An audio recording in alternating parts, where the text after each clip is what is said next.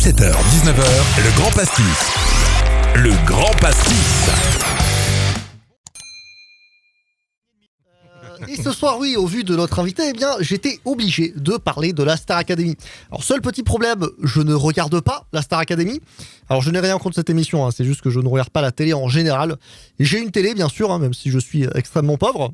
La faute à Christophe et Pierre-Anthony qui ont décidé de m'exploiter sans me payer. Donc, j'ai une télé, mais je ne la regarde pas car je suis un pauvre qui me croit au-dessus des autres. Hein. Du coup, ça me donne l'air intelligent quand je coupe des gens en pleine conversation pour leur dire excusez-moi, c'est passé à la télé, ça? Ah, ben, je l'ai pas vu alors. Non, moi, je regarde pas la télé en fait, non. Moi je lis beaucoup, ouais. Je regarde des films. Je regarde des films de la nouvelle vague, ouais. Truffaut, Godard, tout ça. Bref, je suis une personne détestable. Maintenant, parlons de la Star Academy. Mais pour ça, il faut parler de télé. Et oui, car l'émission mélange deux genres, donc le télécrochet et la télé-réalité. Hein, donc je propose un mot pour désigner ce style, la télé-réalochée. Voilà. C'est cadeau, hein, ne me remerciez pas.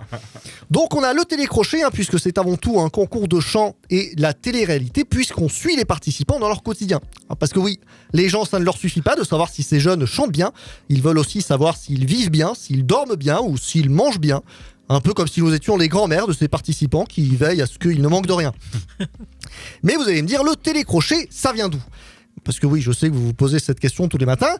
Eh bien, ça vient d'une émission de radio française, parce que oui, le radio-crochet était là avant le télécrochet, qui est juste son évolution. Un peu comme un Pokémon, quoi. Hein. Donc on a radio-crochet qui a évolué en télécrochet. L'émission en question s'appelait le crochet radiophonique, et ils l'ont appelé comme ça parce qu'ils viraient symboliquement les candidats à l'aide d'un crochet. Une pratique un peu barbare, je trouve. Ouais. Et je suis bien content que ça ne se fasse plus. Hein. Surtout que maintenant, on veut tout rendre spectaculaire. Donc on se retrouve avec des grosses pinces mécaniques qui descendraient pour choper les participants.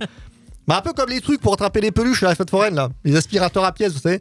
Le genre de machine où tu passes la soirée à dire bon allez, j'essaie une dernière fois. Et au bout de 50 €, bah tu arrêtes. Hein, parce qu'au final, tu n'as pas de peluche et tu n'as plus assez pour te nourrir. Mais la radio laisse sa place à la télé dans les années 60, où on voit arriver les premiers concours de l'Eurovision, hein, entre autres, puisque plusieurs font leur apparition, jusqu'aux années 70, où Guy Lux, le Nikos Aliagas de l'époque, hein, au moins grec, il lance une émission qui s'appelle Rideau. Donc là aussi, heureusement que ça a évolué, hein, sinon on aurait pu se retrouver avec des noms d'émissions comme Scène ou Chanson, ou encore l'ancêtre de Déco, qui aurait pu s'appeler Table. Et c'est dans les années 2000 où le genre fait son grand retour dans plusieurs pays. Hein, donc on a Pop Idol au Royaume-Uni, American Idol aux États-Unis, Supergirl en Chine. Parce que oui, dans ce pays, les hommes qui chantent bien, ça ne les intéresse pas. Et donc en France, nous avons Popstar, la nouvelle star, et Star Academy. Donc beaucoup de stars hein, qui ont pour le 3/4 sorti un single et sont tombés dans l'oubli le plus total. Et Star Academy débarque donc en 2001. J'avais donc 10 ans, la bonne époque, hein, quand Pôle emploi ne me donnait pas encore de rendez-vous pour savoir si j'avais trouvé un vrai métier. Et oui, cette année-là, ma seule préoccupation était de savoir si mes parents allaient me laisser regarder la télé jusqu'à 23h, parce que j'étais trop un rebelle. Et c'est d'ailleurs en 2001 également qu'on a droit à l'arrivée de Love Story sur M6. Alors là, on perd le côté télécrochet hein, pour se retrouver face à de la pure télé-réalité. La différence, c'est simple.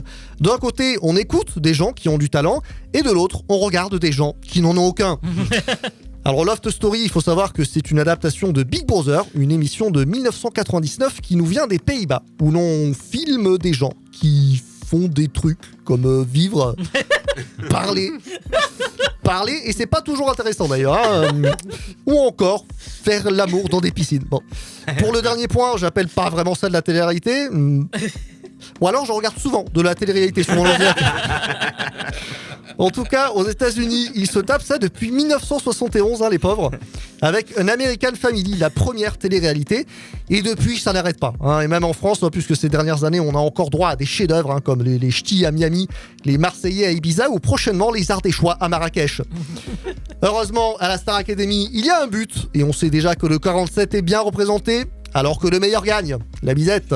Merci Ben.